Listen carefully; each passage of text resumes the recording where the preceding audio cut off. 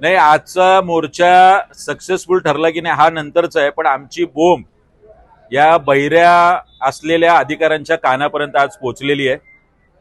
आमचे सर्वच विभागाध्यक्ष, शहर कमिटी आणि पक्षाचे सर्व पदाधिकारी याने आक्रमकपणे तुर्भे असेल, कोपरीगाव असेल, सानपाडा असेल, इथले सगळे प्रश्न जे नागरिकांच्या रोजच्या जगण्याशी निगडीत आहे ते सगळे प्रश्न आज तीव्रतेने मांडलेत, आक्रमकपणे मांडलेले आहेत. काही प्रश्नांना तात्काळ त्यांनी रिस्पॉन्स दिलेला आहे की हे आज आणि उद्यापासूनच हे प्रश्न सुटायला मदत होईल. ज्या प्रश्नांसाठी वेळ लागणार आहे तो पुरेसा वेळ सुद्धा आम्ही दिलेला आहे, पण त्यांनी दिलेल्या मुदतीत हे प्रश्न नाही सुटले तर ही बोंब आता पुढच्या काही दिवसांमध्ये अधिकाऱ्यांच्या कॅबिनपर्यंत जाईल आणि या वॉर्ड ऑफिसरच्या गेटला आणि कॅबिनला महाराष्ट्र सैनिक नक्की टाळं लावा आंदोलन करतील.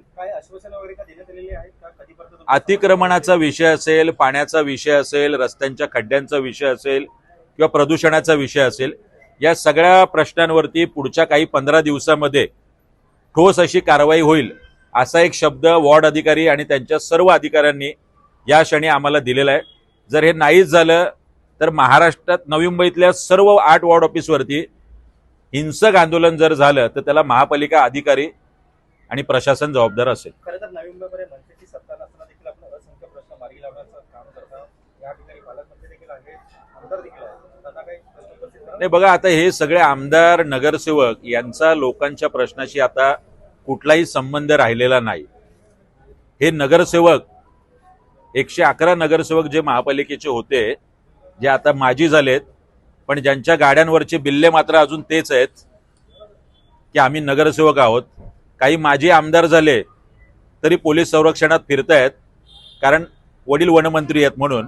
तर अशा पद्धतीचे हे माजी आमदार आणि माजी नगरसेवक यांचा कुठलाही नागरिकांशी संबंध न राहिल्यामुळे आता ही जबाबदारी आणि हा अंकुश ठेवणं महापालिकेवर, ही जबाबदारी महाराष्ट्र नवनिर्माण सेनेवर आलेली आहे आणि सातत्याने अशा विविध प्रश्नांवरती आम्ही आंदोलनं करतोय आणि लोकांच्या प्रश्नासाठी भांडतोय. सर्वसामान्य नवी मुंबईकरांनी सुद्धा आता तुमचे प्रश्न मांडणारा कोण आणि तुमच्या प्रश्नांच्या संदर्भात आपल्या घरातल्या भावाला, पुतण्याला, काकाला, मामाला आणि मुलाला फक्त कंत्राट घ्यायची एवढंच काम इथल्या फक्त माजी नगरसेवकांचं राहिलेलं आहे.